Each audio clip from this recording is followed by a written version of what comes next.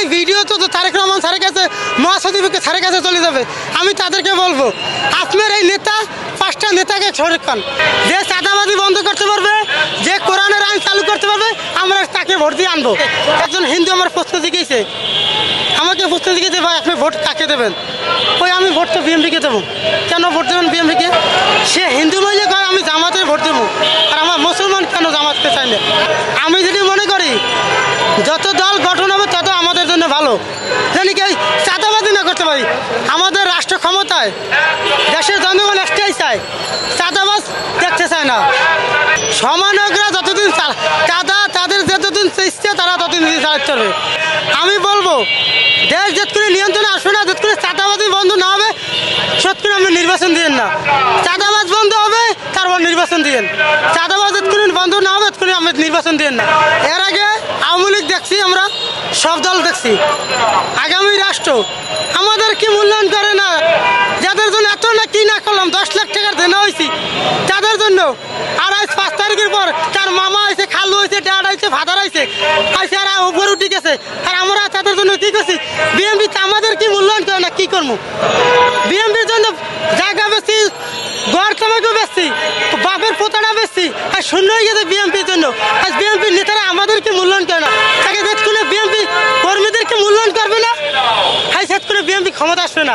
যেতক্ষণে কর্মীদেরকে মূল্যায়ন করবে, সেতক্ষণ বিএমপির রেকর্ড ভালো হইবে। এখন 5 তারিখের পর এদের ছায় চাঁদাবাজি করে।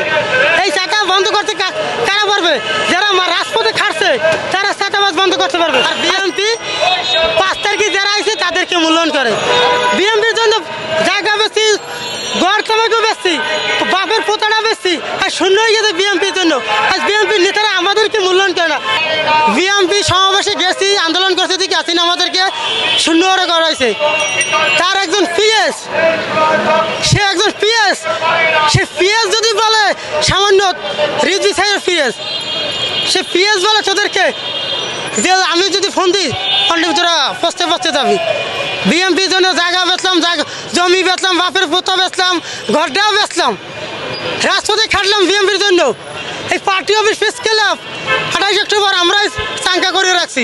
এই ঢাকা শহরে রিক্সাওয়ালাই চাঙ্কা করে গেছে। আইস আমাদেরকে চিনলো না বিএমপি, আইস আমাদেরকে চিনলো না কর্মীদেরকে। বিএমপির কিছু নেতাদের কারণে আইস এই বিএমপি বদনাম হইতেছে। হিন্দু এক মহিলা আমাকে বলতে দিয়েছে, কেন বিএমপি? ওই আমি বিএমপি করি, ছোটো করেছি কি আমরা বিএমপি করি, আমরা তো বিএমপিকে ভোট দেবো না। এক হিন্দু মহিলা দিয়েছে, আমরা ভোট দেবো জামাতেছে। সে হিন্দু একটা মহিলা আমাকে প্রশ্ন জিজ্ঞেসে, আপনি মুসলমান না? বলছে হয়। তা আমি মুসলমানকে মুসলমান থেকে থাকেন না কিনলো। ওই আমরা ছোটো করেছি কি আমরা বিএমপি করি, বিএমপিকে জন্য জানি। সেই আর হিন্দু মহিলা প্রশ্ন জিজ্ঞেসে। আমরা তো হিন্দু খ্রিস্টান, আমরা তো জামাতের চাই।